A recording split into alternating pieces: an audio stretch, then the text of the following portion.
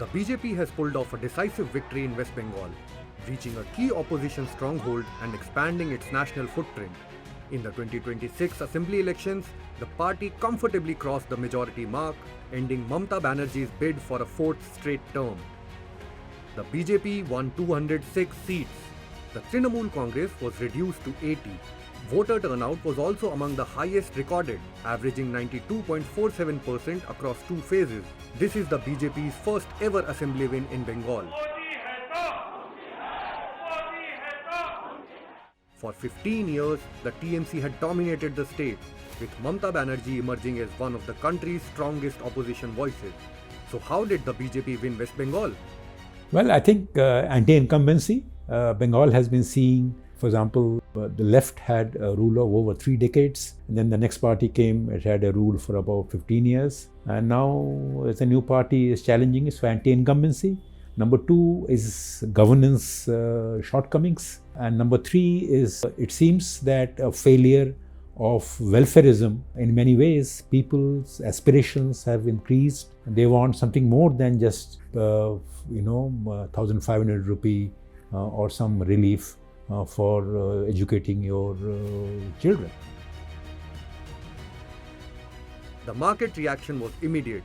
BSE Sensex surged nearly 1,000 points. Shares of several Kolkata headquartered companies rose up to 9%. Analysts say investors see the BJP as a pro-business party. They also expect lower policy uncertainty now that the state government is aligned with the centre. But they also warn that the rally may be sentiment-driven. Global factors including crude oil prices will continue to matter. So what actually changes for Bengal's political economy? Central schemes including rural employment and industrial programs could now move faster. That may support jobs, demand and investment activity. Industry bodies have welcomed the verdict, saying it could improve investor confidence in the state. I think there will obviously be greater engagement between the centre and the West Bengal government to be formed under the leadership of BJP. The so-called double-engine governance model will be on display. You will not hear instances of rural job program entitlements being denied.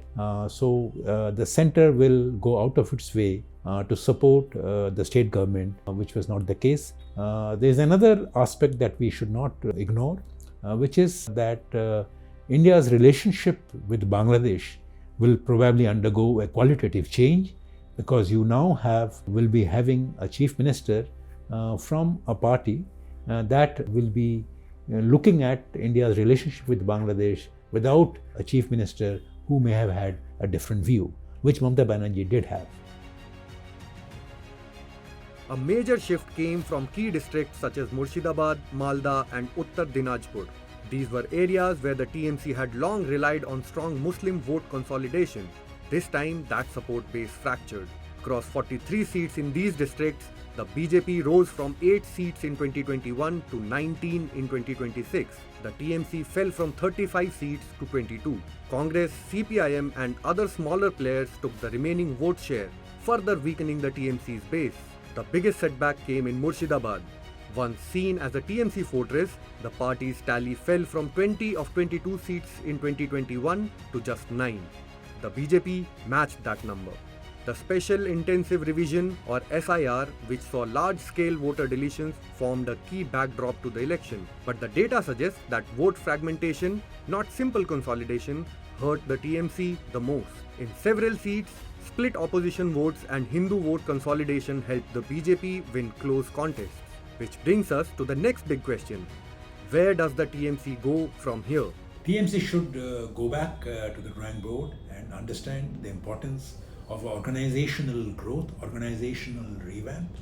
It should not be a personality-driven party, and our country as well as the West Bengal, I think we need organization-led parties instead of personality-driven parties, which unfortunately has been the fate for most opposition parties in this country. Follow Business Standard for more such stories.